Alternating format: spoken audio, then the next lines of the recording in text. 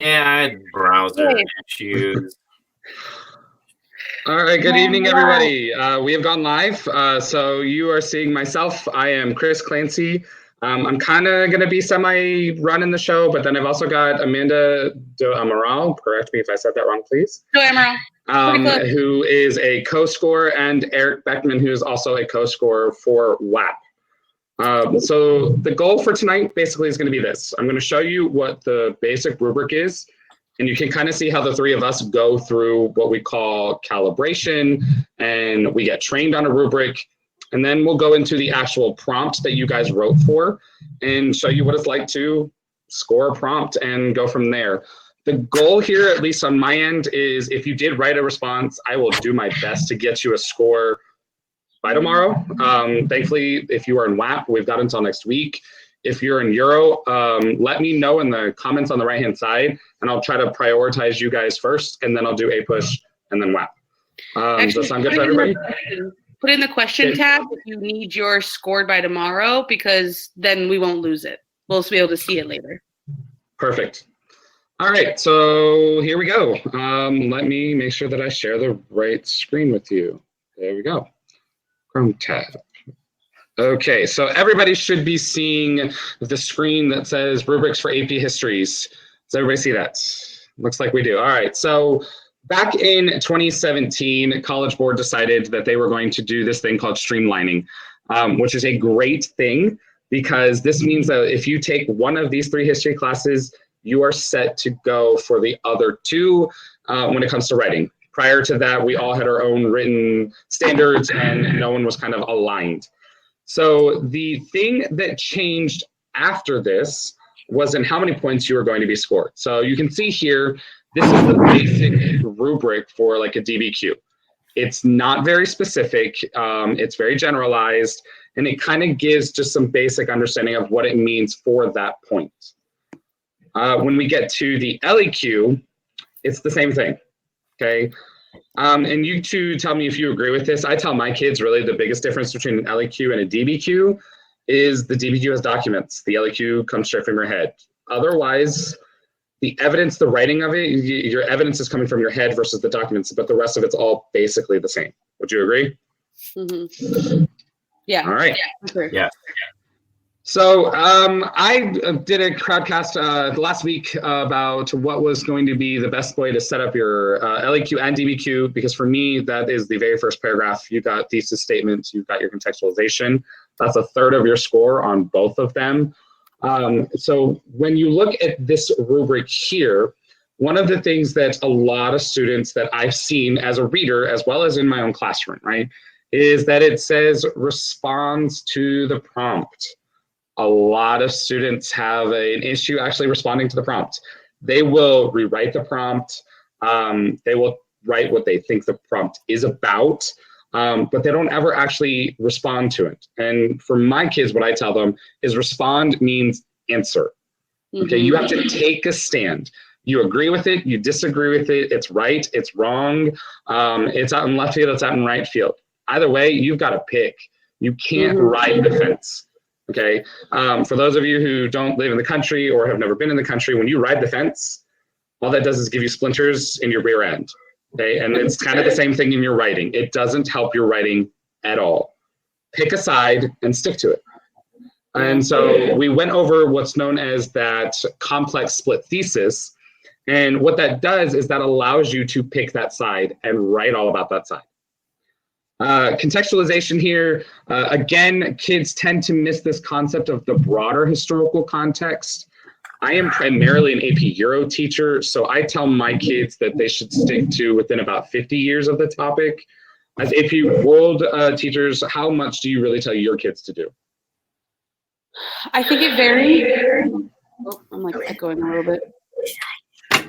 There we go. I think it varies about like how many years to consider depending on what time period you're looking at, because if you're talking about, you know, classical, post-classical, you're going to be talking about trade, and you may be talking about trade that even if it's hundreds of years removed, but it's part of the context. So I would say that like world maybe doesn't apply as much to like this many years. It's really just like what is going on in the world, right? Like what is happening that is applied to this concept. I've even kind of said, like, I feel like you can kind of list out the top 20 events in any of the history classes, you know, World War I, World War II, Cold War, the huge things, and those were probably going to be in your context. Okay. Would you agree, Eric? Yeah, that makes a lot of sense to me for world history, where the prompt itself might cover hundreds of years. So you have that. And one of the things I'll tell kids with contextualization, they're like kind of the three places to look right away are like the preceding period, or like what Amanda was saying, what's another big event in that period that that's part of a different SPICE theme. So, or whatever acronym for, you know, social, political, your class uses. I know a lot of people use SPICE, but pirates, grapes, etc. So if the question is on exchange, then you might, what are the political events that are happening that at that time? So again, that idea that there's maybe a limited number or a smaller number of huge events that you might bring in. Yeah. You can also sometimes do a different region and world. That can work too. Like if it says the Americas, then you could talk about something happening in Afro-Eurasia. That's one of the things I tell my kids as well. I give them like a T-chart. The x-axis is time. So 50 years before, 50 years after. The y-axis is regional. For AP Euro, it's a little bit different, I would say, and APUSH as well. It's regionally divided in that smaller area. So for APUSH, you could probably talk about like the Northeast, the South, and the West. And in AP Euro, I tell them, you know, if it's asking you about Germany, talk about France, talk about England, talk about Russia, as a regional look at what's going on in Europe.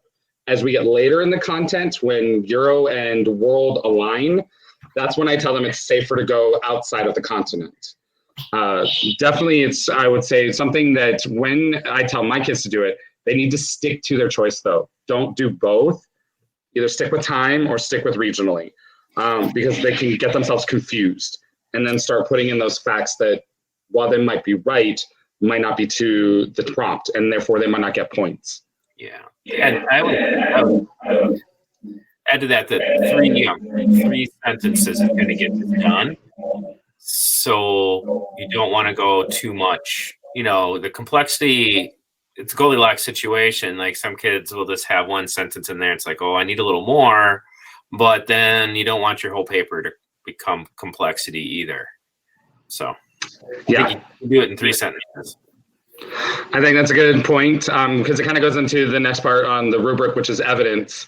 And so here for the LEQ, I tell my kids, you know, if you have that rule of 3 in your thesis statement, you really should be providing 2 pieces of evidence per part, so 6 in total. Because at least for what I've seen, is that if they do that, they can also have a little bit more of a wiggle room to make mistakes. Because the thing about the LEQ is that it's not a pre-write, it's a rough draft, right?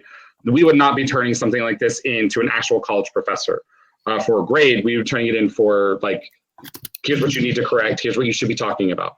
And so for my kids, doing that also helps them with this second point, which is supporting the argument. I think that's the harder of the 2 here, because if they don't set their thesis up in a way that it is an argument, they have a really hard time writing the evidence to it as well. Would you agree? Mm-hmm. Totally. Yep. The first evidence point's the easiest point in the rubric to get. Yes, totally. And I would say this is the same on the for the document use on the DBQ as well. You know, use 3 documents, that's fine. It's the using them toward an argument that's hard. Mm-hmm. Now, with the last part of the LEQ rubric, this is where I can say, at least from my experience at the Reed, and I read for 2 years for AP World. Before that, it was 3 years of seminar, and seminar is totally different. It's very confusing what this whole complexity thing is. I didn't quite understand it last year. I think we're all still trying to figure it out this year. And so with my kids, I'm telling them it's not that you don't want to not attempt it, but what I want them to focus on is the things that they can do and do well. Okay, and so that first part of the rubric on part D uses the historical reasoning skill. That, I think, is the key to them really writing a good LEQ, regardless if they get complexity or not, right? Because otherwise, what are you writing your paper about? Like, you're supposed to be responding to the prompt, and the prompt is a historical thinking skill. You were at the Read last year, both of you. Did you guys see any kind of complexity or have any kind of tips you would give students about that? Yeah, I read 100 DBQ last year, and I gave that point like 7 times, I think. Whoa. So here, one way to think of it, and on the DBQ, the mean for just reasoning in general was 0.1. So only 1 in 10 kids are doing the actual reasoning. So the first step for the students out there is really just to get reasoning down. And the key to that, the risk of being, too simple, is to give a reason. Like reasoning, you have to do the skill, so show the cause, say, or give a reason, or the prompt we have here, which is change, what's the cause of the change, or explain the change. So you have to give that reason. If you have 6 pieces of evidence, you might be able to get complexity if you have 3 different kind of body paragraphs, but I think there's so many other pieces that have to fall into place first. Yeah, I agree. I read LEQ last year, LEQ 3, and at least at my table, nobody I know of gave a complexity point. We had a couple where we're like, oh my God, this kid's like a genius, he's doing it. And we gave it to our table leader and he goes, yeah, he's smart, but that's not complexity. And so it was really not disheartening, so that's not the right word, but it was frustrating because we want to take it back to our kids to explain what it means and how to do it. And that's kind of where I came up with this whole thing of what we're doing right now. Because I think they kind of get this viewpoint of us as readers as we're like kind of gods in the sky who hold all of their future in our hands. And that just because we are readers does not mean we know everything, right? Or that we're infallible. And so going through this process with them, I think is going to be good for them because they can see that. I see somebody here on the right asked about synthesis. It is technically complexity. I did not see it last year. Did not see it the year before that either when I graded DBQ. I think I remember 1 or 2 the year before when I did DBQ. Synthesis, for me, at least in Euro, was super easy because you did not have to stick in history. If they asked you a question about like the 1854, cholera outbreak, you could literally talk about anything. If you wanted to talk about the psychological effects of that cholera outbreak, that was synthesis. But in world, it was so much more specific to, it had to be historical. And APUSH, from my understanding, was even worse. So that's one of the reasons why we moved to this complexity thing, to give students that little bit more of freedom in showing their complex understanding of the topics. You would all agree with that, or would you say there was another reason? I think the synthesis point in the world was really difficult to get when it was there. Like, I don't think it was being given out that often. I really liked the synthesis point, and I missed the synthesis point. I think it's such a cool way to study, to just like keep making connections across different fields and across time, across place. And like we would do that a lot in my class. But I think it seems like complexity is just a lot more like holistic than synthesis was, whereas synthesis, you could just kind of like toss in a good paragraph, and even if you put it up after your intro, you'd like get the point super quick. And complexity is just sort of like, you can't just write one thing and get the point. It has to kind of exist throughout. Yeah, I think that's the hard thing for whether you're a 10th grader in world or a senior in Euro. It's a hard thing to do. I mean, I know when I was going through college, it was hard for me to do. So this has definitely made me a better writer regardless. And so that's one of the things I think that the students need to take out of this is, it's not just about this one thing. Like, you're getting skills that will help you in college. It doesn't seem like it now. And I know some of you are talking about seminar here on the right. And you're like, oh my God, I'm freaking out. Regardless of the outcome, guys, you are gaining skills that are making you a better college student than I was, a better college student than your students who are classmates that are not in these classes. Okay, so keep that in mind when you get your score of regardless of the outcome. Okay, that you guys are going to be way more prepared than someone who's never done this before. And so I'm going to kind of transition into the actual topic that we had for the writing. So the topic that we had was technically from AP Euro a couple of years ago, before there was this change into complexity. And it was evaluate the extent to which attitudes and experiences of women were significantly altered in Europe. I took out the Europe part because I wanted to be able to have WAP and APUSH kids write about this as well, because women is a good topic to write about. I talk about it a lot in my class where kids are like, well, if we write about women, what do we write about? And the running joke is usually you can't if it's world history before a certain time, because there wasn't a lot of women in history that we talk about. Euro, we got a lot of women that we can talk about, which is really great. I'm not as much sure about APUSH. I know they do get into it in like the 1800s. So if you guys know that it's different than me, let me know. But I really wanted them to get the ability to write about a topic that is CCOT, because I think that's the hardest LEQ. Because a lot of times, at least what I've seen with my own students, they will give me the changes. They almost never give me the continuities. Or if they give me the continuity, it's like wrapped up in a change. And you have to pick it apart, which I always tell my kids, you need to be basically hitting your reader over the head with this information. Act like we don't know anything, and you need to make it as easy as possible for us to understand. And then women, again, women's a good topic for them to practice because it's something that doesn't get a lot of time as it should, especially in world. I feel like we rarely talked about women until a certain time period, and which is sad because, I mean, 50% of the population, we should be talking about them more often, right? So I'm going to show you now, let's see if I can figure out how to stop the screen share. Okay, so I'm going to go to the actual rubric that was for this scoring guideline. Let me ask a question to just help like some students that may be wondering this. How do you know that that question is a CCOT question?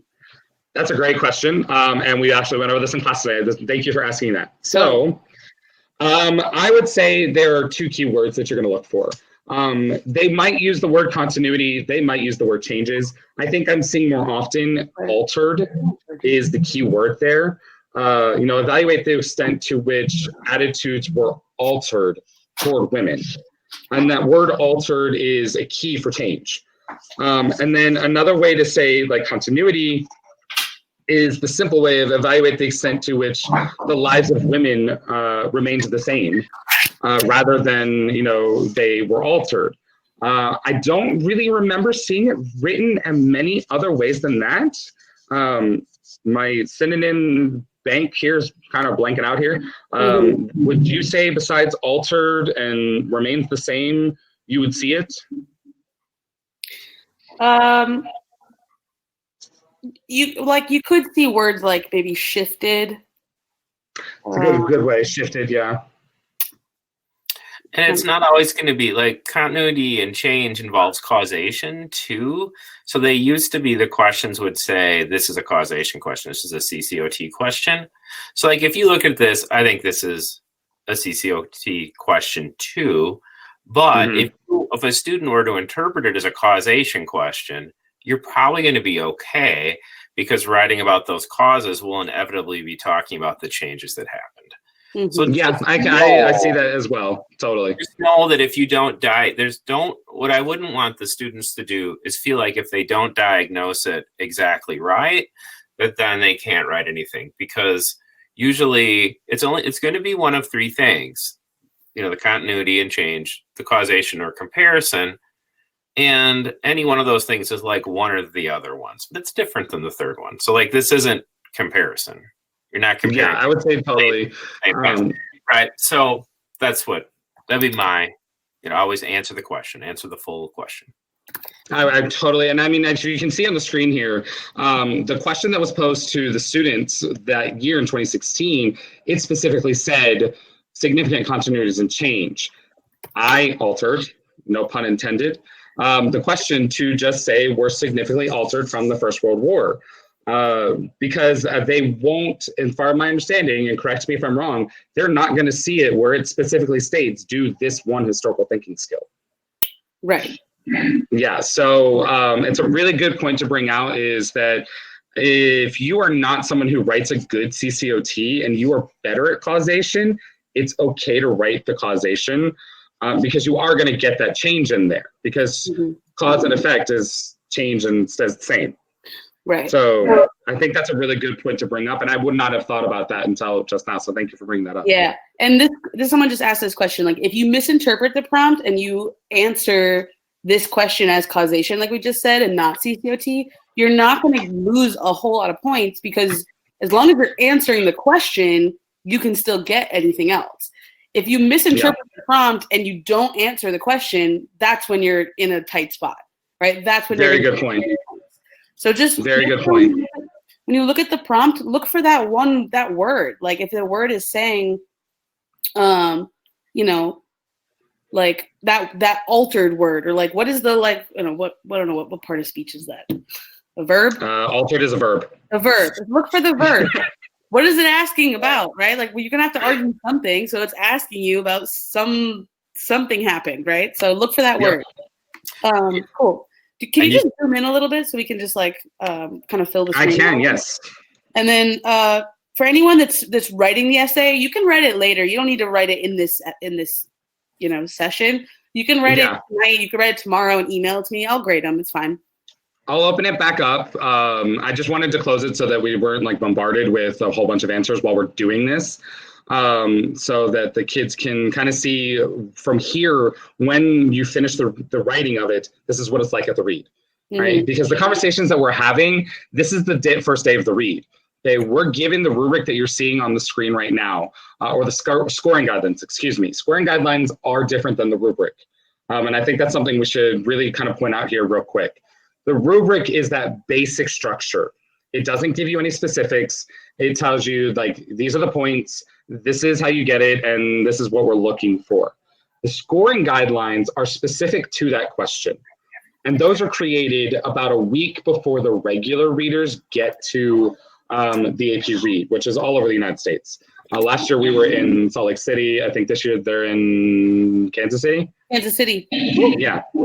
And so the scoring guidelines, what we call as table leaders and the question leaders, they get to wherever it is being read, and they're going to read thousands of these essays to kind of get a baseline of what we're seeing students give answers as.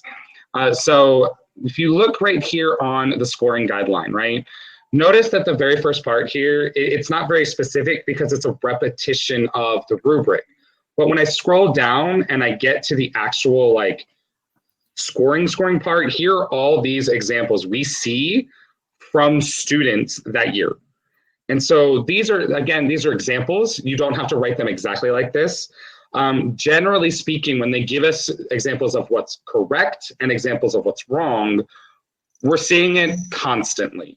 I would say like maybe 8 out of 10 times you see it written, if not identical, pretty close to it, what you get on that scoring guideline. Would you agree with that number? Yeah, for sure. Yeah. So with the scoring guidelines, one of the things that I want to see, or wanted to point out with this one, is you can see the difference in the rubrics from 2016 to 2017, which was only a year. Right? In this scoring guideline, they had to address both changes and continuities because the question originally was worded that way. Because the questions are not worded that way anymore, you can have a little more freedom on how you answer it with just causes or just effects or just changes or continuities. You don't have to do it all. It's when you do the all that it's getting you closer to that complex understanding. And I think that's what College Board is trying to get students to work towards, is instead of being told to do it all, you naturally want to do it all. Would you agree with that? Does it make sense what I'm saying? Yeah. So, yes, and that's where complexity would come in, like having that more complicated thesis and then developing that throughout your essay is where you'd get complexity. So they're wordier now, but the upside of that for kids is you only have to do one thing. There was a one I read one year that had like 9 parts to it. These will all have one part, basically.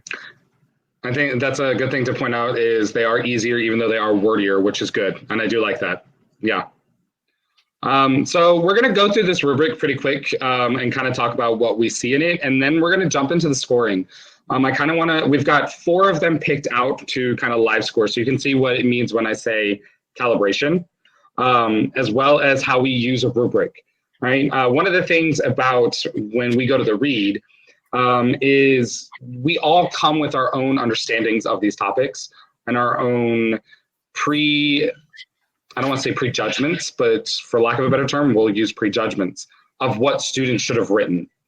And one of the things is, as a teacher, at least it's hard for me because I know when it's certain topics, like I have my belief and it should be this and only this, right? That we have to follow what's on these guidelines. We cannot use any kind of inferences that we know about the topic, any kind of beliefs that we have about the topic, or anything that's not in these guidelines to score students' essays. And that's really hard for some people because we're not in the business to be like, all right, this kid doesn't know how to write, we're just going to fail him. We are in the business of going, okay, let me see if I can help this kid out. Like, we want you guys to do well. Mm-hmm. And you kind of sometimes get to a point where you're like, I know what he or she means, but it's not said the way it is in the scoring guidelines. And so I can't really give you a point. And like, at least like for the first 1, 2, 3 days, like I leave every evening going, I feel like I'm not the best person in the world right now because I know there's going to be a kid who felt when they left that room, I did amazing and I'm going to get a 5. And if it was any other time, they might have, but because it wasn't in the scoring guidelines, there's not much we can do. Yeah. I just want to highlight that, y'all. Readers want nothing more than to give points. Like, it's like a big scavenger hunt. We're sitting in a big room and everyone's just looking through essays, reading, poring over them, trying to find points to give you. So like, give us the points, like do the things that we're telling you so that the reader that gets your paper is going to be so stoked. Everyone's going to get a high five at the table because they read a perfect essay, Yes.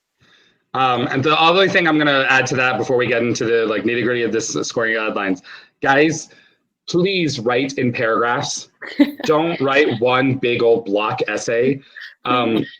Because when you write in a big old block essay, you'll notice that the very first thing in this scoring guideline, right, is that it's telling you it must be either the introduction or the conclusion. If you write a big old block essay that's not paragraphs, that's not impossible to give you a thesis, but like it becomes very difficult when your thesis is in the middle of the essay, but it's all one thing. Technically, you can make the argument that that is your introduction paragraph or your conclusion paragraph. But make it easy on us as readers, because the easier you make it on us, the more we can find the things you do correct. Okay. The other thing to add to it is we do what's known as additive grading. We look for what you do right. We don't look for what you do wrong.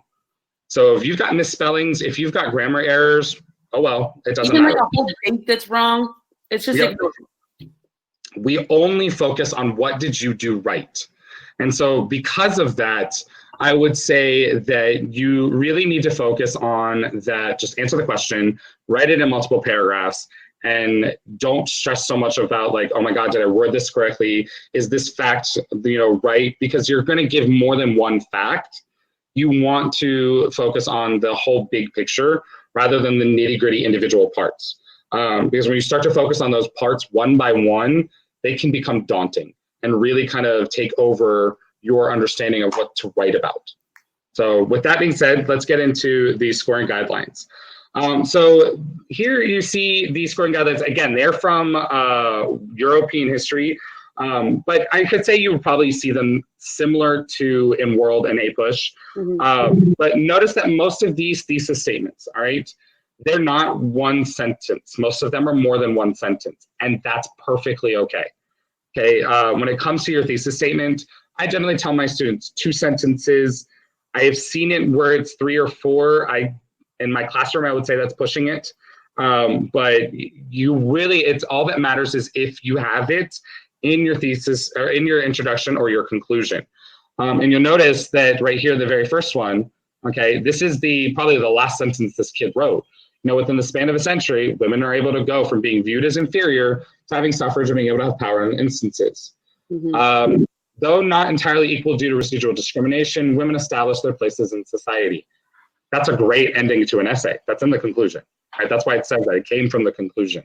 Mm-hmm. I would say that if this is their thesis statement and we found it in the conclusion, I might go back and give it another read because they did, in my opinion, set up the beginnings of complexity there. Because they're showing both sides of that argument of, yeah, they got all these gains, but not everything's great. Okay, it would depend on how they expanded upon it. Other really good example that I like here is this one at the bottom, because I think this is more along the lines of what we're looking for today. You know, it's giving the change because that's what we asked for in the question I posted on Schoology. It said the ways that things were altered. Now, the student here implied the continuity. If they maybe specifically stated the continuity, they might have gone more towards complexity, but they're at least hitting the historical thinking skill. They're talking about change, which is CCOT. And then from there, how they word the rest of their essay gives us an understanding of, do they know how to do this one skill or do they know how to do the whole big package? Which I think complexity is kind of like that, right? You guys want to add anything to that or keep going? Keep going. Yeah. All right. So the one thing I do love about these scoring guidelines, it gives us unacceptable examples because I think that's the harder part is when you get something that you're like, wait, that sounds right. Do I not know the topic? And then you go back and you look at the unacceptable ones and you're like, oh, no, I knew the topic. And the kid's just in the wrong time frame. Okay. If you look at the first one, or excuse me, the third one right here, this is the one thing I always stress to students. No matter how flowery you make your writing or how many big words you put in your writing, restating the prompt is restating the prompt. Mm-hmm. Okay? It doesn't answer the question. And that's what happens here. Okay. From the beginning of time, women, for some reason, have always been treated as inferiors to men. They were not allowed to have jobs, vote, or allowed to do many other things. The 20th century, they began to change. Attitudes changed from World War I to the Cold War because of situations during the period and their extreme efforts to change men's views. I call that the so what. Yeah, it doesn't really say anything, right? It's like things changed. Okay, well that was the prompt. The prompt asked you like how. So if you change, then the reader is going to be like, okay, well, this isn't enough. And it's kind of like when students write, you know, things are bad, things were good. Like we know that. Like don't give us the duh, give us the meat. Yeah, okay? I wanted like a stamp in my class that said like vague, like like be really specific. Don't use words. Yes. Like, when you write, we cannot stress enough to be specific. Right, like change from World War I to the Cold War because of situations. What situations? Right, like if I can ask a question like what or how after reading your sentence, then you're probably not going to get the point. That's like kind of how I do it. Sorry, I'm answering a question while you were talking and I didn't finish in time. No worries. Okay. So the thesis statement, again, it's very important that you get this point because this sets up the rest of the essay. Without getting this point, it's not that you cannot get the other points. You can. It's just much, much harder, especially for the second point on supporting an argument or complexity. It's not impossible, but it is very, very hard to have an argument without a thesis because what are you actually arguing about then? Okay. So going on here, you see about argument development. Notice here that this is 2 points. You've got the first part, which is just describing it. So in describing it, you're really just kind of giving us examples, okay? You're telling us, you know, women got jobs in World War I, but when they came back, they had to give those jobs up. You know, the Cold War here, women were forced back into the domestic sphere because the attitude had shifted back into a male-dominated society. Those things are not wrong. They're just not really to an argument. They're generalized statements. That's what I would call them. And that's kind of what I tell my students. Generalized statements give you generalized points, right? You get the, okay, you got some of it, but you don't get the meat of it, right? It's kind of like eating a sandwich with just the bread, right? All of the specifics are the meat and the cheese and everything in between, okay? Going on, here are some unacceptable ones. As technology and medicine developed, birth control pills were developed. This helped women with husbands control when to give birth and helped them be able to work in the workforce instead of staying at home and take care of kids. Now, today in our current rubric, I would say this would get a point, wouldn't you? I was just about to respond to the question in the chat, so I didn't. Too many. Which one? Oh, here, I'll highlight it. Sorry. Because now they don't have to do both. I would say that this could get a point. It is very vague. Like, what do you mean by husband's control when to give birth? I would say it's more like husband's control over marital relations more than giving birth. That's a little different. But definitely allowing them to work more. Yes. So, and that describes change. Yeah, and the change is fine, right? The new rubric, a change is fine, because you can talk about that. So from here, though, this is where it's important to bring in that explanation or the evidence of it, okay? Because what you have to do is you have to actually apply it to the topic, okay? If you don't apply it to the topic, we can't give you that secondary point. Right? It's not that the first one doesn't apply to the topic, it's not specifically applied to the topic here. So this first one is one that I really like because you get the beginning one of description and then you get the explanation. All right, so the first part, in the First World War, as more and more men were sent off to die in trenches, most European countries ran out of male labor sources and began to draw women into blue-collar work. That's description. It's really good description, by the way. I would say that we really don't see it very commonly like that. But it doesn't have to be worded that way either, right? The point is to give us the answer, not to make it flowery or big. Where the explanation comes in here is with the third sentence. While this experience in the workforce did lead to an empowered feminist movement, resulting in female suffrage in several European countries, the vast majority of women returned to domestic life and remained second-class citizens. I also think that sets up a really good argument for complexity. This student, when they wrote this, they were giving us not just the bread of this argument, they're giving us the bread, the meat, the cheese, and everything. Because they really want us to understand some things did get better, here's what got better and how. But some things didn't, and here's what didn't and why. I always tell my students that the why is really important in that second point. The how is the first point, the why is the second point. Yeah, I would agree. Another reason why this is really good is because, like, what we're talking about in the chat right now is sort of like the difference between like specific and categorical and like evidence-based. And these sentences do a really good job of like the argument that this student is making is based on, you know, broad patterns. But then they say really specific terms throughout, you know, like die in trenches, you know, like female suffrage, you know, like they're saying these like really specific things that those evidence points are not their argument, but they're using them to sort of like prove what they're saying. Yeah. All right, so I'm going to speed up a little bit because I do want us to get to some of the LEQs that we've got out to score live. But notice here how we are given evidence. It gives us this kind of bullet point list. Now, the thing about this bullet point list, okay, you can't name drop. All right, you can't just write in a sentence, women got suffrage, and that be a point. Right, and correct me if you guys think this is wrong, but what I tell my students is if you name drop, I'm going to go, so what?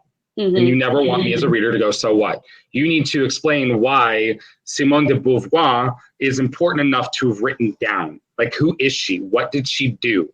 Why is divorce something that was so important to women's equality? What did it bring them? Rather than just saying women could get divorced.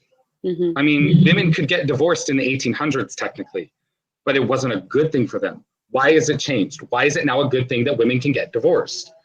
When you just do something like the name drop, you're not giving us evidence. You're doing what I call as the spaghetti method. You're taking it, you're throwing it at a wall and going, okay, if this sticks, I'm going to get a point. Mm-hmm. Okay. You don't make spaghetti that way. You don't write an essay that way either. Okay. There's a long list here, as you can see. Again, though, you do have very Eurocentric here. I would say in the WAP idea, you could talk about how colonization brought about women's rights in, let's say, India or China, or to a lesser extent, you could say how it didn't bring women's rights there as well, because you had that dichotomy happening. In APUSH, I would probably talk about the 60s with women's rights, or the 19th Amendment was the right to vote. Yeah. As an example.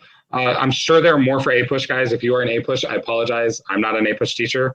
So if they know more in APUSH, they can tell you. Yeah, definitely the 20s and the 60s. You could definitely talk about the ERA. Yeah, that's a good one. Any of these. ERA, for those who don't know, is the Equal Rights Amendment. Yeah, Roe. You could talk about Roe v. Wade. Roe versus Wade, yeah. So here you've gone, this is where you see these examples, even with the right to vote, women cannot hold office. Okay, that's just wrong. It's factually incorrect, but it's kind of just a name drop. Women got the right to vote. But it doesn't tell us what's important about it, okay? Mm-hmm. And then you've got this one here on the third one, towards the beginning of World War II, women received more job positions due to reforms and not wanting more fighting. Not only that, but they were also paid the correct equal amount as men. Again, factually is incorrect. Women are not paid the same, right? That's why we have the whole wage gap, which is something you could talk about. But also, it doesn't make much sense, okay? Due to reforms and not wanting more fighting. What does that mean? All right, like, what exactly are you trying to tell me? What reforms? And are you saying that the women are pacifists, or that the women are now fighting against the war because they've had so much death? Like, it's the so what method. Mm-hmm. Going down into using evidence towards your argument. You got here this third one, this would be American and European history. As the war persisted, women were expected to join the workforce during the time of total war to help in factories. After the war, women were expected to go back to their domestic jobs and give up their high-income jobs to men.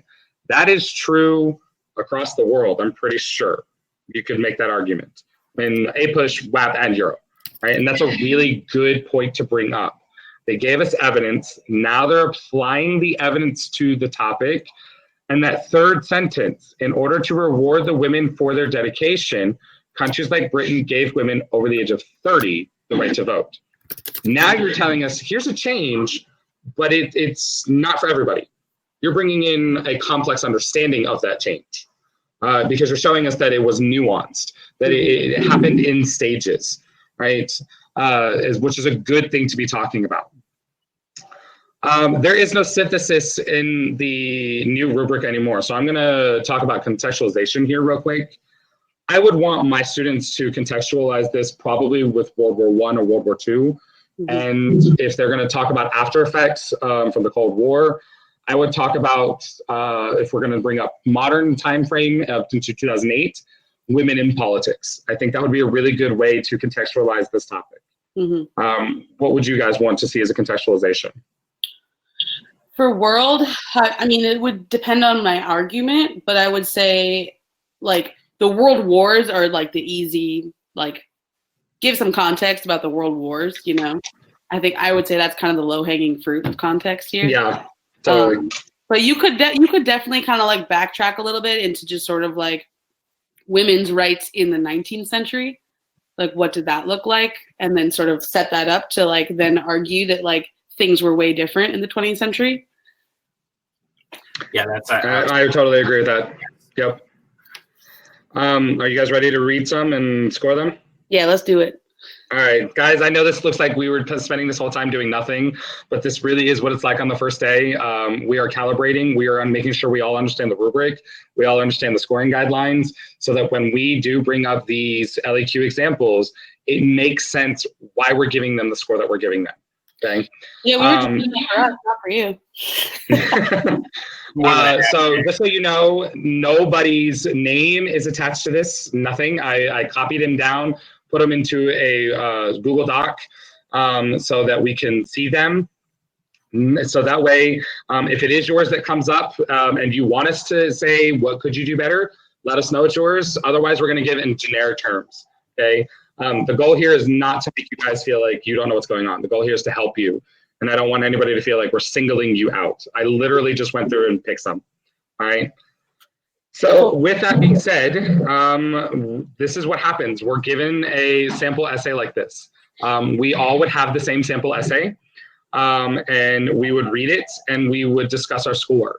So you'll notice here, not a very long one, but that doesn't mean that it can't be a high scoring one, right? You can get 2 or 3 points in a page and a half or 2 pages of an LEQ. I've seen an LEQ before that got, I think it was 4 points and it was only 3 paragraphs, right? Mm-hmm. I can't stress enough to you guys, it's not about length. Every year, kids ask that. Kids were asking on my last LEQ DBQ crowdcast, how long should it be? It's not about length. It is about answering the question. And if you are a great writer and can answer it in 2 pages, great. If you need more page or pagination, write more pages. It's fine. Mm-hmm. Okay. It's all about what you write, not how long you write. Okay. So it's going with that. Looking at the beginning, women have been a prominent aspect within communities since the beginning of time. Rise of patriarchy within society since the agricultural revolution. The Cold War and the First World War can be seen as prominent times in world history as they each have broad impacts of the world. Would you give that a thesis point? Well, I think this is context. Yeah. And this is the thing that we didn't really touch on, is how do you set up the essay? Some people teach their students to do contextualization and then thesis. Others do them to do thesis and then contextualization. There's no right or wrong. It's really on how you want to write it, because it's going to be based on how you set it up for your whole argument. If we were to make just the argument that their first 2 lines were thesis statement, it's not. It doesn't answer the question enough, at least in my opinion, right? But for contextualization, I would say it's the beginning of contextualization. I'm sorry? I think this part is what they're going for thesis, like the last 2 sentences here. So here what we're going to do, we will highlight that in orange for thesis, and we're going to do contextualization in green. Okay. Cool. So looking at contextualization, the Cold War and the First World War can be seen as prominent times in world history as each have broad impacts on the world. Societies and world power shifted greatly during this time, from the rise of communism to the fall of the USSR. During the period, however, a visible change in attitude towards women can be prominently be seen. Okay, I would not give that context, and the reason would be because at no point in the context do they talk about women. They're not connecting. Yes, you're telling us about the world wars, about the Soviet Union, but you're not connecting that to the prompt, and that is part of the rubric, right? You have to make sure that whatever context you're laying out, that you are then directly connecting that to the rest of the things you're going to argue.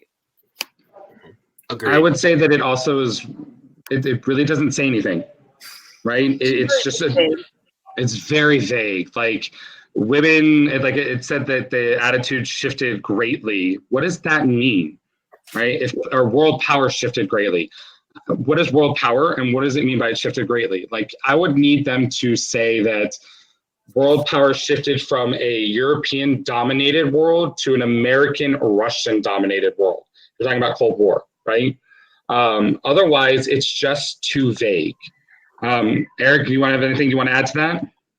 I think the third thing that happens with context, besides laying it out and then being specific, is that you make a specific connection to the prompt. So what Amanda said, when there's not a connection to women, it has to connect to some part of the prompt. Here, what's a little tricky about this one is it kind of gives you the one possibility of context right in the prompt with the World War and the Cold War. So you kind of feel like that's happening, but it's not. I would say that you would literally have to have a sentence that has your contextual idea, in this case, maybe global conflict, and then the word women in it. So you look at what are the subjects of the prompt and then get one of them in a sentence with a piece of context with a broader theme. 100% agree.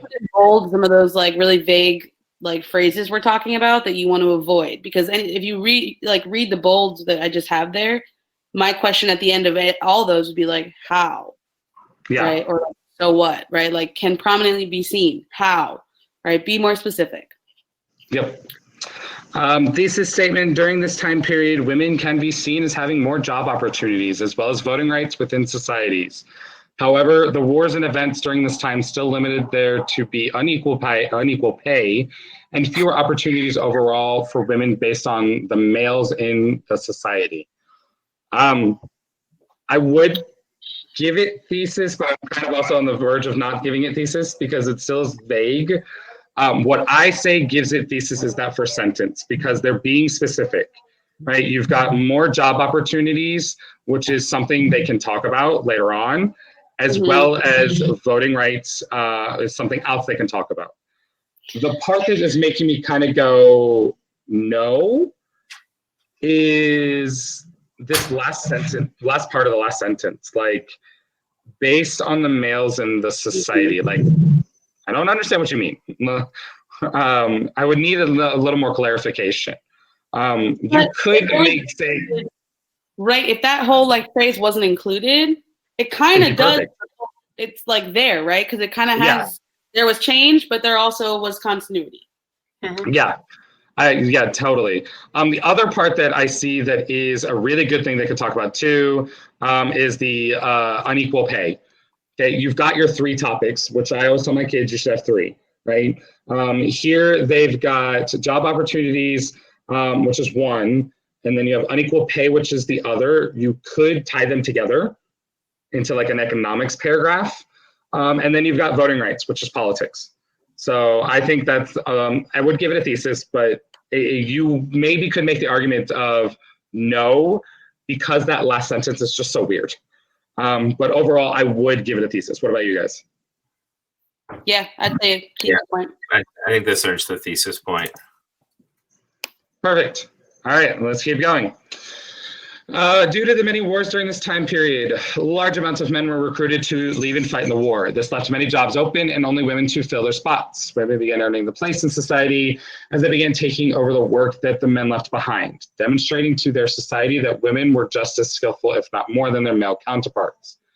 This was a large breakthrough for equal rights for women in this time period. When the war ended, however, men came back and wanted their jobs, but the women were able to fill the places of the men that had died during the war. This occurred in many European countries that were involved in the war. This led to women's suffrage and more rights within societies. Before World War I, women did not have the same job opportunities as men, nor did they have the same voting rights, even though they had movements that fought for these rights prior that did not have a large impact. Due to the growing need for women during World War I, women got many more rights following World War I. That last sentence drives me nuts. Because that last sentence is a throwaway sentence, okay? Why write it if it's not going to help your essay? When I say a throwaway sentence, what I'm saying is it doesn't tell me anything. It doesn't make the essay better. It's just words on a paper to fill up what you would think is a length requirement. What about you guys? Yeah, I feel like this thesis, I would have, like, this thesis really says like that this student had 3 arguments prepared. Yeah. This paragraph doesn't really argue any of those. I agree. And so definitely no argumentation. I would read this and be like sad for the student because I'm like, oh, Yeah. you were right there. Yeah, that scavenger hunt idea. You're like, oh, okay, I've got a thesis. I'd probably ring this up I'd have to read some more to see, but I'd probably ring this up for reasoning. So it'd probably be like a 0, 1, 0, 1 or a 2, which sounds horrible but it's not. I mean, you should know that a 2 could be above the median. Oh yeah. Yeah. I think AP Euros last year was a 0.6 for one of the LEQs. Oh my That's God. a legendary one from like a little bit ago. But no, I just put this in I made a little blog post. And it's like let's see, it was 1.8. This is in world 1.8, 2.4, and 3.0. Those are the medians for the 3 LEQ. Yeah. And the one that was 3 was the Columbian Exchange one. So I'm assuming, and based on the subscores, that kids had lots of evidence. Mm-hmm. That's the one that I read last year was the Columbian Exchange one.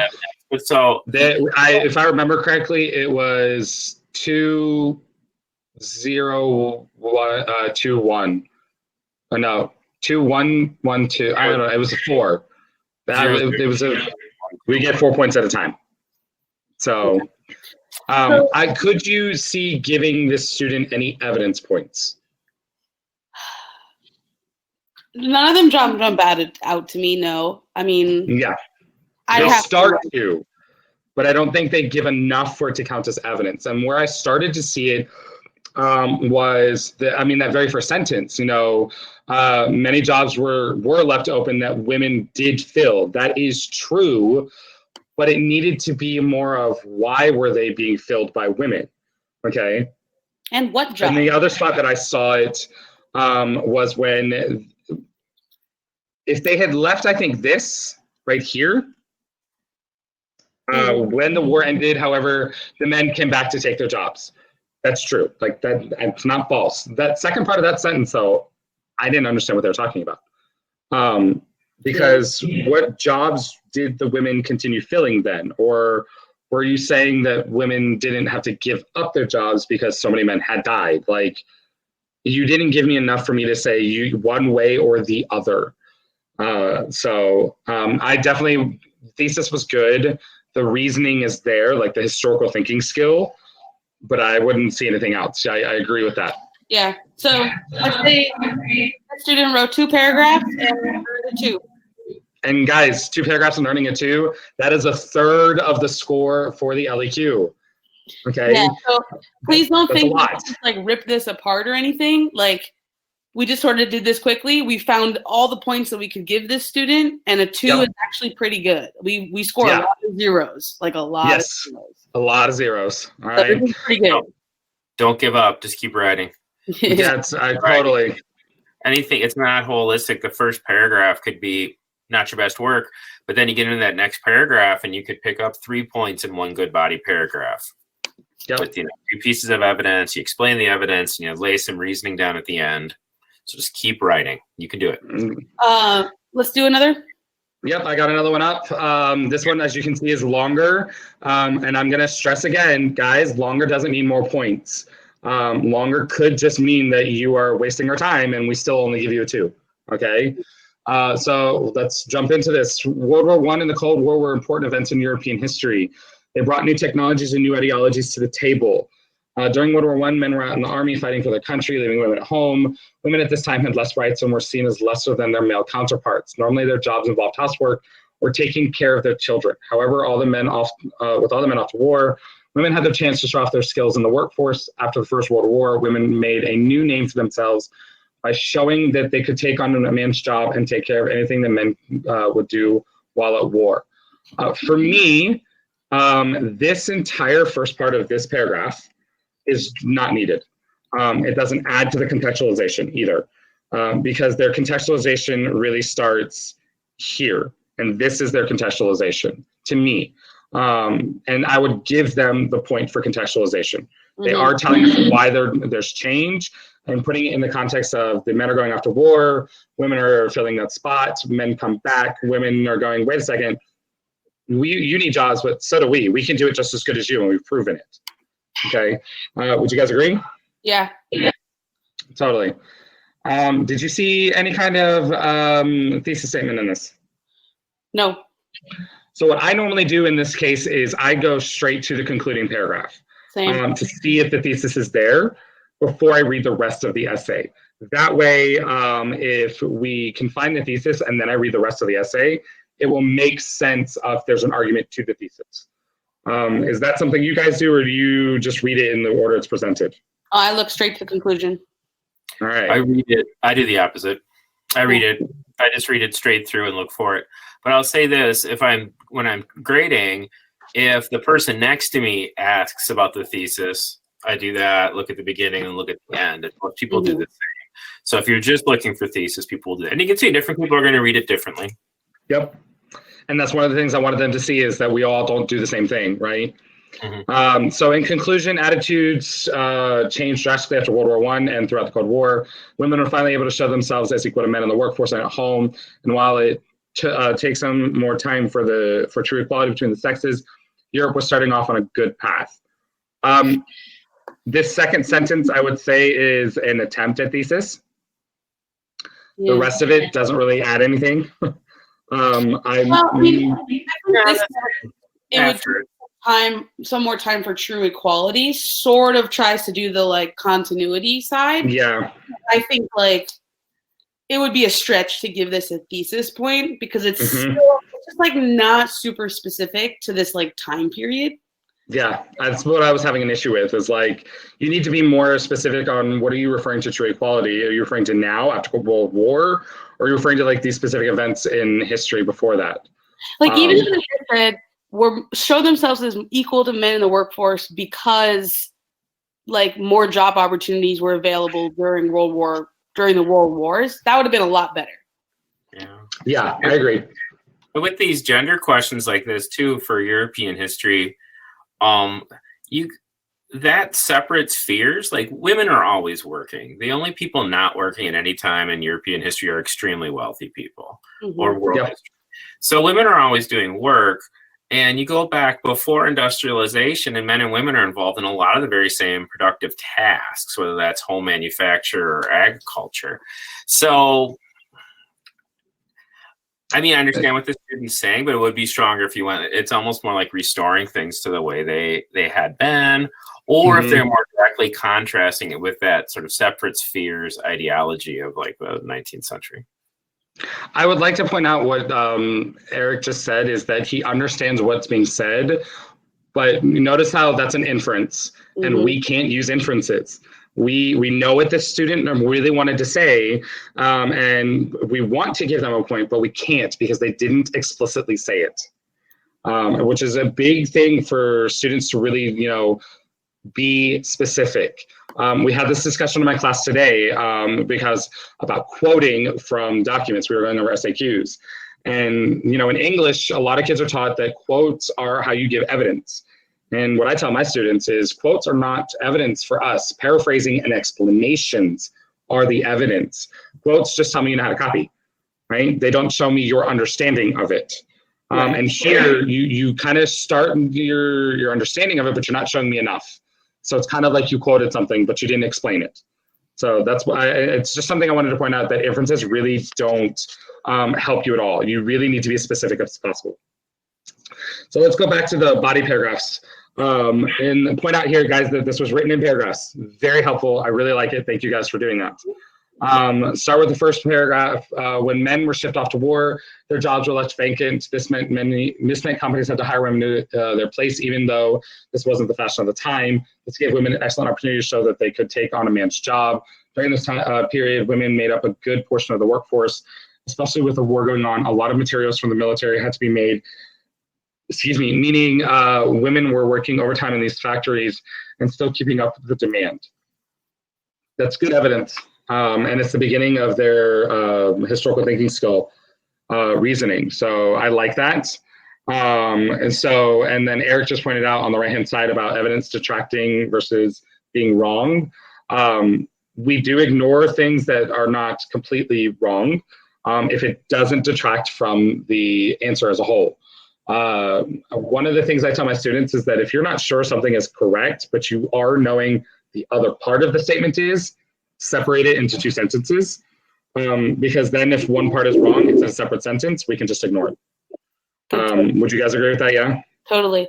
And I also like my problem with this paragraph though is just like it's still not super specific. Like true, it's not. Just had said, like especially with World War I and World War II happening, a lot of right here, for the military, such as weapons, such as tanks, such as ships, you know, just like just sprinkle some of that. Like I know that kind of it's not name dropping, it's just like being specific, you know, like it just makes your sentence stronger so that it's clear of like what you're talking about. And I have a feeling that this student even probably knew those things when they said that. It's not name dropping in this case because they've already said, especially with the war going on, XYZ, a lot of militaries from the military, ABC, right? It's different if it was just XYZ, ABC. That's name dropping. This is explanation, right? Exactly. So I totally get that. I would say that it's no argument development maybe because of it. Still historical thinking skill is there so far. If we go to the next paragraph, the men were definitely aware of what was going on. Although the amount of women in the workforce declined after the war, there were still more women in the workforce than before the war. Not only that, but women started gaining rights that previously only men had. 1918, World War I ended, and in that same year, women over 30 were given the right to vote. In 1919, America also gave the women the right to vote. These last two sentences, that's what we're talking about with specific evidence that's not name dropping. That's good evidence. That is really good. From a European history teacher standpoint, I'm going to say you need to be more specific on where in Europe they got that right to vote over 30. You would need to say England because Germany and Russia gave it earlier than that, right? From a world history standpoint, it's fine. I wouldn't say they needed to mention England, would you? No, well, they say America. So good evidence there. The rest of the paragraph, though, it's vague. It's not specific, which to me, that would only count as one piece of evidence so far, not two. Yep, because of the same. But they are using it for an argument, so I would say it's also one step toward the second evidence point about explaining. So the sentence totally. Where it says not only that, but women started gaining rights that previously, I assume that's supposed to be only men had. And you should know, if I was reading that, I would read it as only. I wouldn't be like, oh, this kid doesn't get a point because they said on instead of only. Yeah. It's the first draft. So that's not an inference. That's just me interpreting the text. So if you... and I totally agree there. Grammar, spelling doesn't count against you. It's only if we can't understand it. So and it makes a lot of sense to read it as only, right? It takes a lot. Yeah, it does take a lot. So family life changed after the war. Women could now be the ones with the job while men stayed at home to cook and take care of the kids. Women could bring in profit for the entire family by themselves. The attitudes toward women changed drastically and slowly over the 20th century Europe. Over time, women were given more rights beyond suffrage and started to be seen as equals to men. Jobs, family, and voting, women lean even to the playing field and showed themselves to be equal to men, not lesser. No. I just want to be like, tell me, like, we're given more rights. Tell me some of them. Tell me one of them. Yeah. I do take a big issue with this sentence at the very beginning. Yeah. Because you are not giving me a time frame. You said at the end of the war, and whether it's World War I or World War II, that's just factually not correct. It's still very much women were expected to be at home and taking care of the family. Men were the ones who were expected to be the ones taking care of the family by working, bringing home the bacon, as the saying would go. You could make that argument if you were to talk about post-Cold War, I think, which is a very European thing, though, not a world or an American thing. Because even today in America, it's still kind of like men go and have the job and make money. Women, they work, but they're not working to take care of the family. They're working just to add more money to it, right? Europe, we definitely see that, okay, no, men stay at home. Like, that's a law in a lot of Scandinavian countries. After you have a baby, you have to stay at home for a year. So I would say that that first sentence, because they only say the war, it's not right. What do you guys think? Yeah, it's very vague. I think this essay is probably going to also be possibly a 2. I was going to say it's a 2. For me, it's a 2. It did a good thesis at the end of the first paragraph. It does get the historical thinking skill for me. Yeah. But the evidence given, it was either not to the thesis, so it doesn't get that second evidence point, or it was factually incorrect. Yeah. Yeah. So, I mean, I think this essay just, it's unfortunate because I think that this student probably knew a lot more than they wrote. Yeah. But it just sort of, there's like a lot of just like kind of fluff kind of throughout. Yes. With just like exactly sentences, big umbrella statements that are sometimes correct or sometimes kind of incorrect. And so yeah, it just doesn't do a lot for your essay, for your argument when you like kind of, you know, pepper us with statements like that. We're going to do one more, guys. We are going over time, so I do appreciate you guys staying on with me. And then you guys are free to go if you want. I'm going to answer their questions that they've posted. And situation off to the left here. It's time for bed. Yeah. So, yeah. It's good that you guys see we have lives, guys, right? So we do not live in the closet at school. We don't sleep at school. We have lives at home. So thank you, Eric. If you need to go, I appreciate you joining us tonight and giving us your insights. It was great, and I really like the questions in the chat. People are really thinking about the right things. Like if I say one thing, it's just like, just keep writing, keep putting stuff out there. Things will come loose as you write. Just do it. So, yep. Good night. It's good times, people. Thank you. Have a good evening. Thanks, Eric. Thanks. All right, we're going to do one more, guys, and we're going to do this one right here. Again, I'm going to stress, length doesn't mean anything, right? It could be that this person's going to get a 2 or a 1. So with that, let's jump right in. The First World War, lasting from 1914 to 1919, caused power shifts in Europe and tensions to rise. Nations allied with one another, and political strife in Europe was taken out from tensions caused from nationalism. I think you skipped one paragraph. Did I? You were right, I did. I was like, where? Sorry about that. Thanks for catching that. No worries. Start over. In the 20th century, the First World War, Second World War, and the Cold War all took place and affected nations and their peoples throughout the world. These wars caused changes in life among households. For instance, women were urged to stay home and perform household duties and take domestic responsibilities such as cleaning, cooking, and tending to children.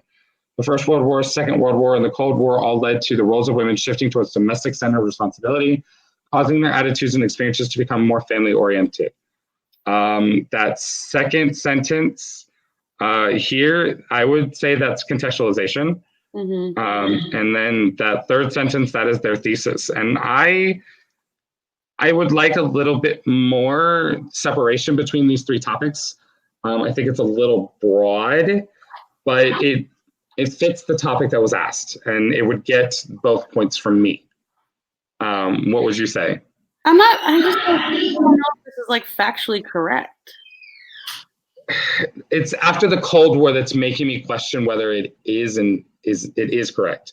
Because I do know in Europe there was that shift to women stay home after World War II, especially after World War II.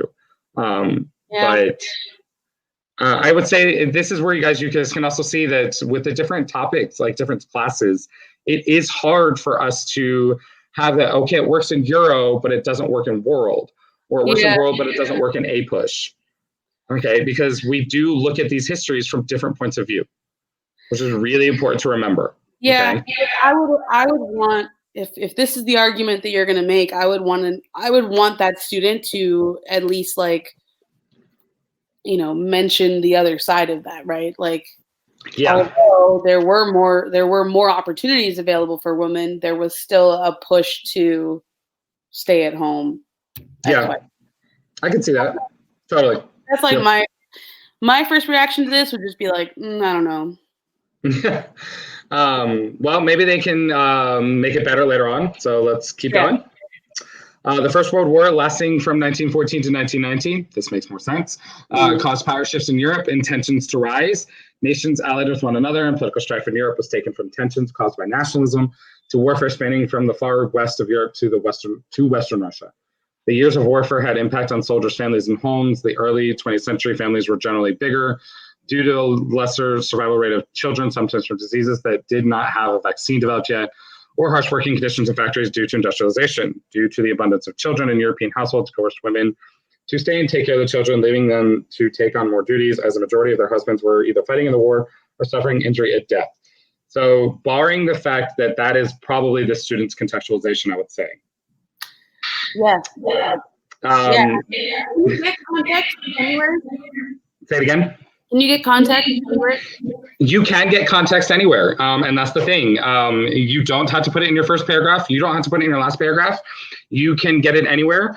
I have seen it twice that I remember last year, where instead of it all being together, it was kind of peppered throughout.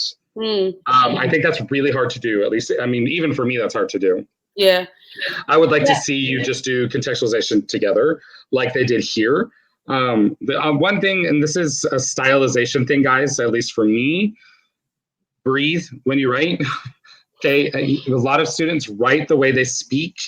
And so I can hear in my head a student saying all of this in one breath because they want me to know everything that they know. Yeah, and then I think this would do context for me, right? Like I think very clear contextualization of this time period, and I mean, you may, if this were the intro, you may even be able to pull out a thesis from that paragraph. I agree. I would say that as I would imagine at the read, what we would do before we assign contextualization to this, we would read the rest of the essay to see if this wasn't evidence and argumentation. Because if we assign it contextualization, that's it. It's contextualization. You can't double dip, right? You can't use contextualization as evidence. They have to be separate. So who assign it to? Say it again. How do you decide? If something could go for either one, how do you decide? For me, when I'm reading it, I decide on what's going to strengthen the argument as a whole. Because we are in that business of, we want to help you guys. We want you guys to score as well as possible. So if it strengthens your argumentation to take you from getting 1 point of argumentation to 2, and evidence from 1 to 2, I'm going to do that versus giving you the contextualization. If maybe you've got some other things later on that are just not correct or don't really go towards an argument, I'll assign it to contextualization. Yeah. You hear that, everyone? Based on the, it's like, you broke up a little there. I'm not sure they heard you. I was saying, like, we decide where to give the point. If something could fit for more than one, we're deciding based on what's best for your essay and your score. Zoe, yeah, you can. Again, I'm going to open it up on Schoology so you can write one there, and I will do. Let me know what you are, Euro, WAP, or APUSH, and I'll get to them in order of Euro's going to be first because their test is Wednesday, and then we'll do APUSH and then WAP. Cool. So let's go on to the rest of this one. Similarly, in the Second World War, especially in the United States, men were drafted to fight as soldiers or to serve as aides in the war. This caused a similar effect on the household life in not only the United States, but also in Europe. Mothers had to tend to children, and their older daughters had to help with household duties such as preparing food and cleaning. This not only limited mothers to staying home with their young children rather than working, but also shaped the experiences of young girls by stagnating their childhood and sometimes education, because there was necessity in terms of extra help to their mothers.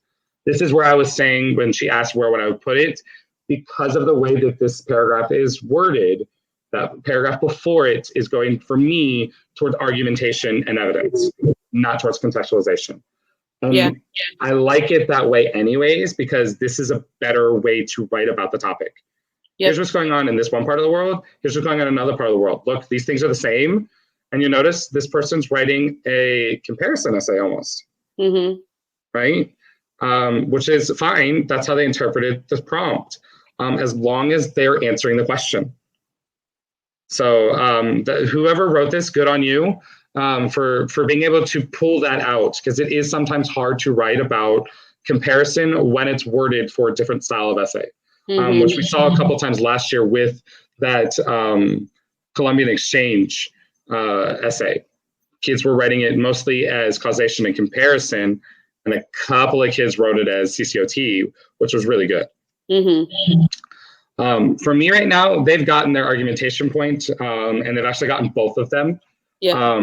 Because I think they've done a really good way of not just showing here's similarities and differences, but here's an argument of why they are. Evidence-wise, I still only see really one piece of evidence towards an argument. I don't see that extension yet, but let's read that last paragraph and maybe it'll be there. Lastly, the Cold War, although it lacked actual warfare, had similar effects on households. The United States and the Soviet Union were tangled in an arms race for nuclear warheads. However, neither nation actually engaged in battle. This fear, however, of the potential of mass destruction with the 40,000 plus nuclear warheads accumulated by each nation was enough to deter American families from exposing their children to Soviet Union ideals. That number 40,000, where did it come from? That's the first thing I'm going to ask. Because I don't know if that was the real number, right? Just as a side note before I finish reading. Yeah. Specifically, mothers would omit communist propaganda from their children. Even the color red had a highly negative connotation in the United States during the Cold War. Families would instead combat these ideals by filling the roles of a traditional American family, working husband, housewife, 2.5 children. This led women to again take responsibility for the needs of the children of the house. Ultimately, the First World War, the Second World War, and the Cold War all accounted for a shift in women's lives. Domestic responsibility became a necessity, causing mothers to tend to their children and during the day instead of work.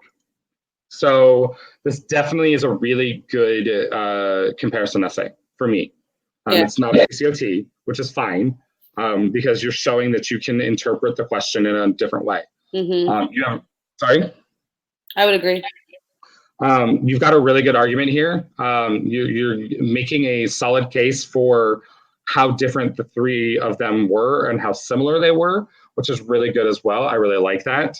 That last paragraph, I'm definitely going to be the one of those who's going to be like, wait, 40,000? Where did you get that number? Like, I've never heard that number before.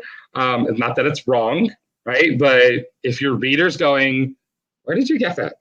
And we start going, and we scratch our heads. If we can't prove it's right, we can't give you the point. Okay. So I would say that they only get one piece of evidence. No complexity that I can see of. It's a very straightforward essay. It doesn't really go into the nuances of these similarities and differences. So I would give this a 4. Ooh. Well, so 2 arguments. Historical thinking. 5. No, 4. 2. Contextualization, thesis. Oh, contextualization. Argument and evidence. Oh, and thesis. Okay. Yeah. You wouldn't give it thesis? Just too weak for you up here? I mean, it's tough. I guess it's like a fine line thesis, you know? Yeah, it's definitely like, I think you used the term low-hanging fruit earlier. Right? It's one that it's going to be up to your reader. And if we have a question like this, what we would do is we would go to our table leader or to our table mate. So like, let's say Amanda and I are table mates and we're like, well, I see it this way, you see it that way. We're going to go to the table leader. And if the table leader can say, no, it's not, and like, that's the final decision, but it can continue going up. I have seen an essay that went all the way up to the chief reader. And the chief reader, their word is the end. Yeah. So if your essay gets read by them, that's it. There's no arguing. Yeah. So this is either, would you say a 3 or a 4, right? Yeah, I would have said a 3 or 4. And I could have been convinced up, and as I think you could have been convinced down 1. Yeah. And so this is a really good example of an essay that probably would have led to some sort of conversation at the table, at least. Yep. Because you're like, I don't know, it's kind of a fine line, you know, like, yeah, you can kind of see how it gets the point, but you can see how it doesn't. And so I would have like turned to the next person next to me and been like, what do you think about this? And then we would have debated. Maybe we would have agreed, maybe we wouldn't have. So I think the takeaway here for all of you guys watching is like, you don't want to write an essay that is going to lead to that sort of debate. You want to try to get it as clear cut as you can. I have my things here, you know? I don't know how, it's not really like specific advice. I'm like, the advice is write a good essay. I get what you're saying. Be specific in your answers. Be specific in your thesis. Don't be vague. Like in this thesis, what would convince me to go down is that they do just talk about World War I, World War II, and Cold War. That was not what the question actually asked. The question asked between World War I and the end of the Cold War. There's so much that happened in between that time frame, whether it's WAP, whether it's APUSH, or it's a European history. Yeah. So I would say they boxed themselves in, and that's where I could be argued down. Totally. Yeah. And yeah, and, So, that exactly right. So like I think it's just we both agree on 3 points at least. We're kind of going back and forth on the thesis point. Yeah. And so it's a fascinating time. This is why like teachers like to do this. It seems so like I think a lot of students or even just other people in the world are like, what do you mean you want to go grade essays for a week? But it's like so useful because like you just sort of get really good at it after a while. You know, you can really see your eyes become like X-ray, right? Like you can look at a whole essay and read it kind of quickly, and the points pop out at you. You know. Yep. And I mean, I'm not a fast reader at all. When I normally am reading this, like an essay can sometimes take me up to 7 minutes to read because I am wanting to take the time to give you the attention you deserve. So for me, going to the read helps me make sure that I don't miss those things. And that when I give you a point, you really earned that point. Totally. And I'm not just being nice, okay? Totally. So we have gone 26 minutes over time. So I'm really going to quickly go through these questions, guys, because I want to respect your time. It's 8:30 here in Texas, so I know it's later in the East Coast. And so we've got Ashley who asked about what's the easiest way to get complexity. Eric, you gave a really good answer. There is no easy way. It's complex. So, great dad joke. But sadly, he's not wrong. There is no easy way. I did not see it at all at my table last year. Okay, Ashley, it's still confusing to me actually what complexity is. I'm not going to lie to you, right? I'm not going to tell you that I can say this is what complexity is. I see complexity as you argued change and continuity, or causes and effects, or similarities and differences. But the rubric does say that synthesis counts as complexity, that a extended thesis, which is where you have your thesis in your first paragraph, and then mini theses in each other paragraphs, and then not a new thesis in your conclusion, but a rewording of your thesis from the intro. And there is a difference, guys, between rewording and restating. Restating means to copy. Reword means to explain it in a different way. So I know that's not a good answer. Ashley, Amanda, do you have anything to add to that? I don't. I mean, I think it's meant to be a high bar. I think it's like we throughout this, as we've been looking at different points and different essays, there are some points that are just easier to get, like evidence. Like getting that first evidence point is the easiest point to get. Complexity is just the hardest point to earn.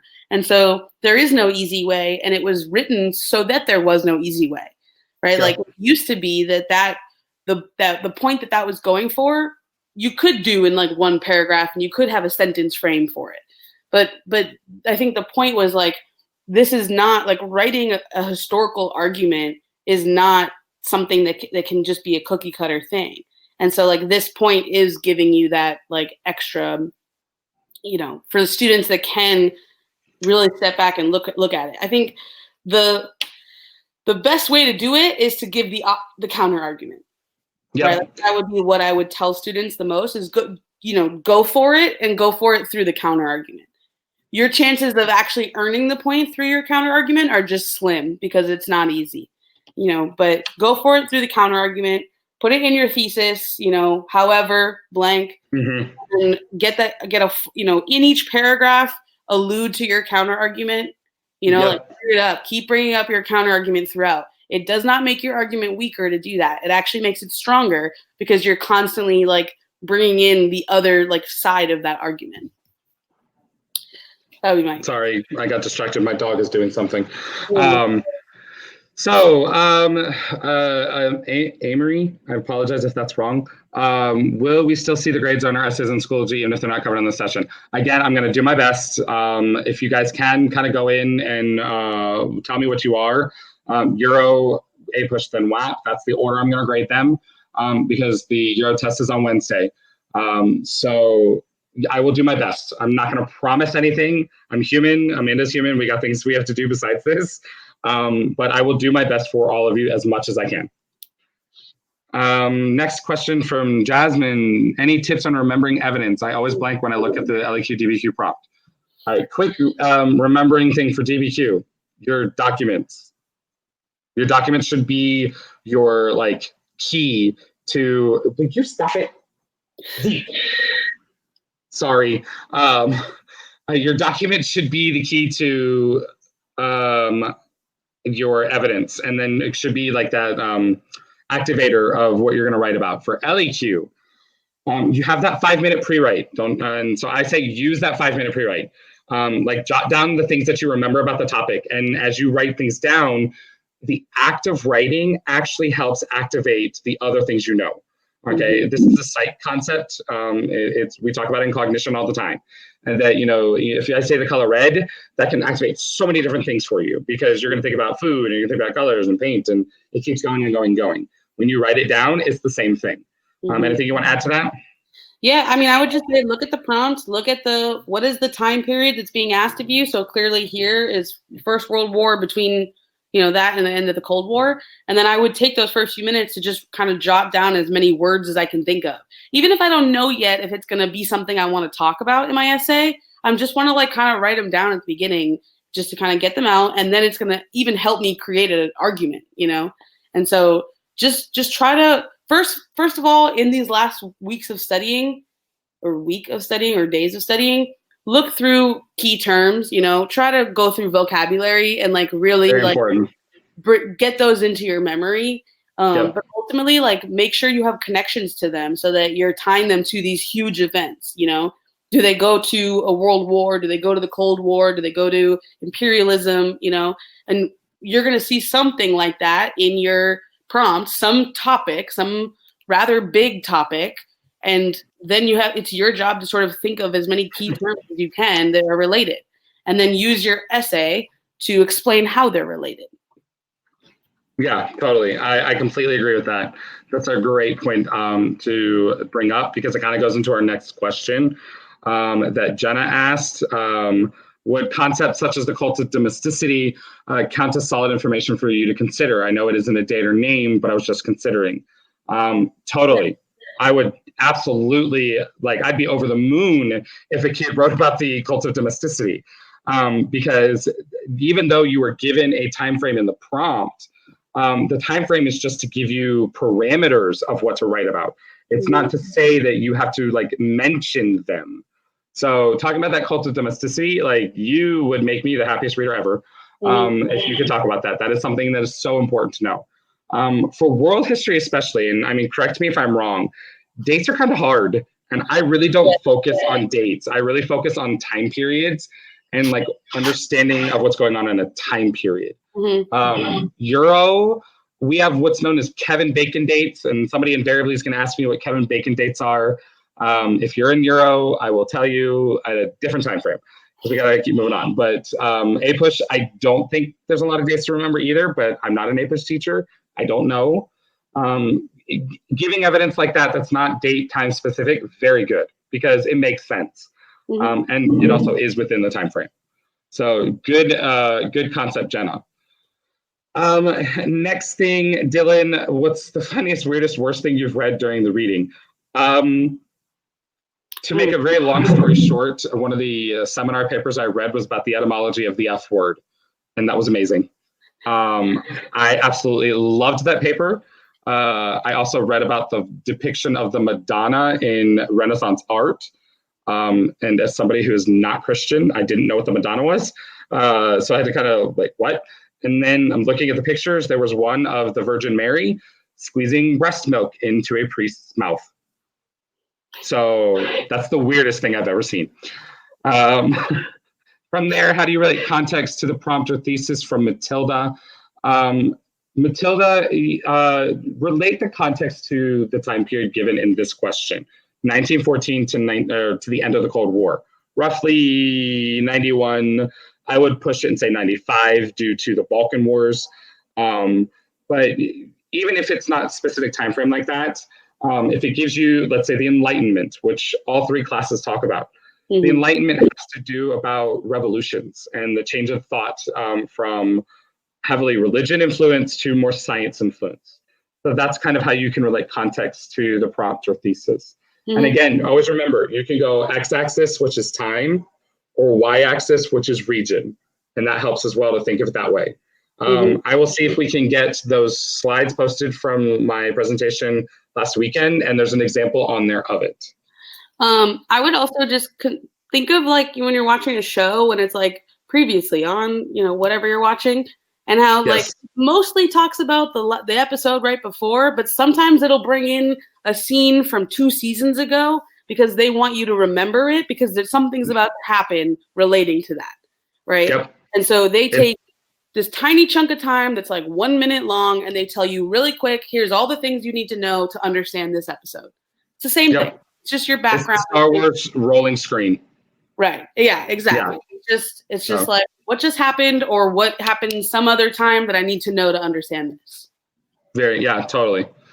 Matilda had another question. How should we form the conclusion? Does the complexity point go in the conclusion, or can we use it as a third body paragraph? That is up to your decision, Matilda. There is no, you must put complexity in this spot.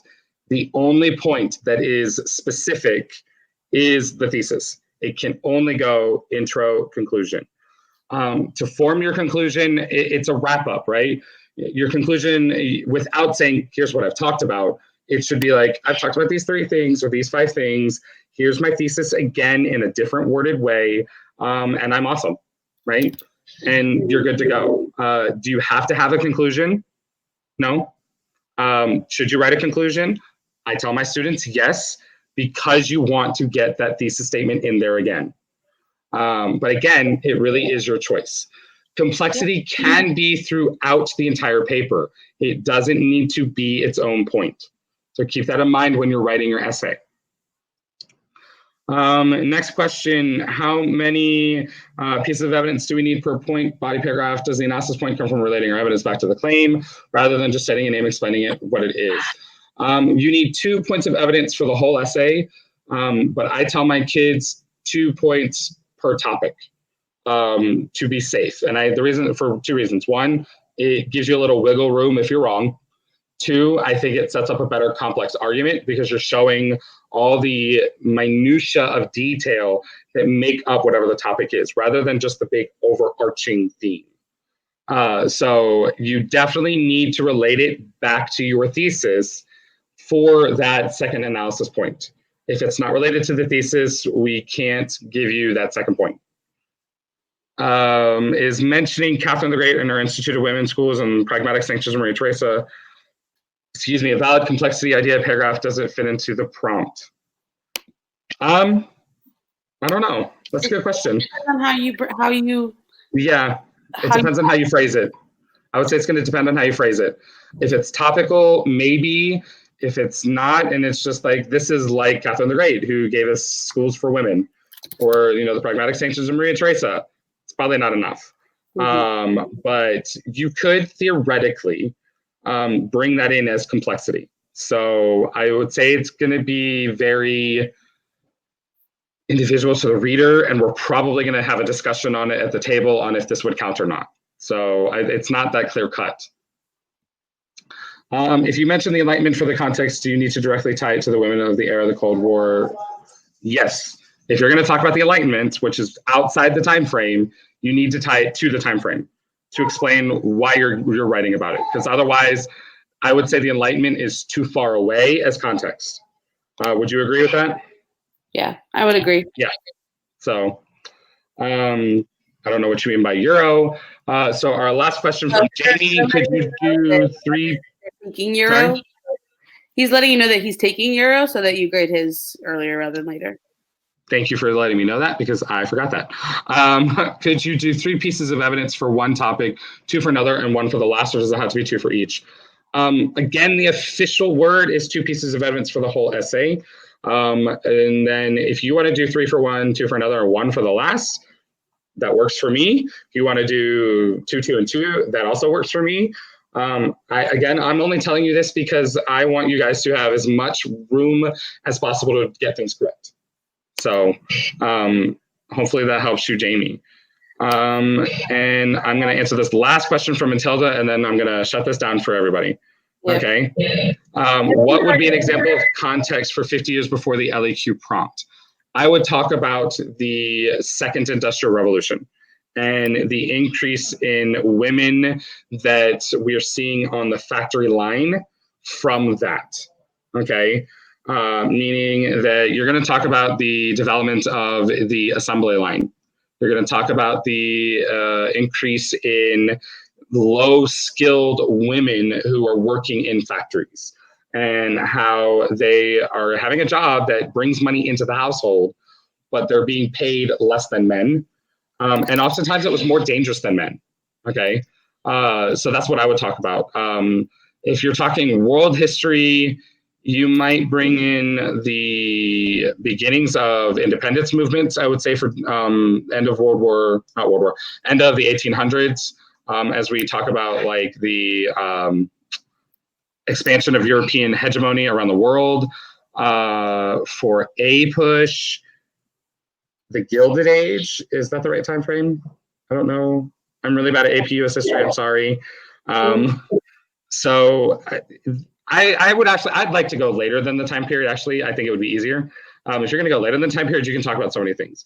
The election of women in politics, the first female prime minister, post-Cold War, the fact that women were the ones who brokered the Good Friday Accords in Ireland, or the election of women in post-decolonization of India and Bangladesh and Pakistan, things like that. I think it would be easier to do that rather than beforehand, but that's what I would do. So any last things you want to add to that, Amanda? That's it, y'all. I know that you guys have more questions, and I know you wish we would stay here all night, but like we said before, we're real people, and I need to go eat dinner, you know. And so Thank you for joining me. Yeah, I just dropped a link in the chat for our Discord channel where there are other students just like you guys that are studying in panic mode and asking very similar questions. There's also students that got 5s already that can help you out. So head over to the Discord channel, bring your questions there, and you know, we'll make sure that there's someone to help you out. If they're still not there, then just tweet at us or something and let me know so that, you know, we can. Yeah. We don't want to leave my Twitter, I just dropped that there. You can tweet at me. I'm a early bed person, so if I don't respond tonight, I'll respond tomorrow morning, okay? So guys, have a good evening. Amanda, thank you for joining me. I hope this helped everyone. I hope you guys enjoyed it, because I'd love to do this again for DBQ. So have a great evening. Peace. Good luck, y'all. Good luck. You guys got this tomorrow in seminar.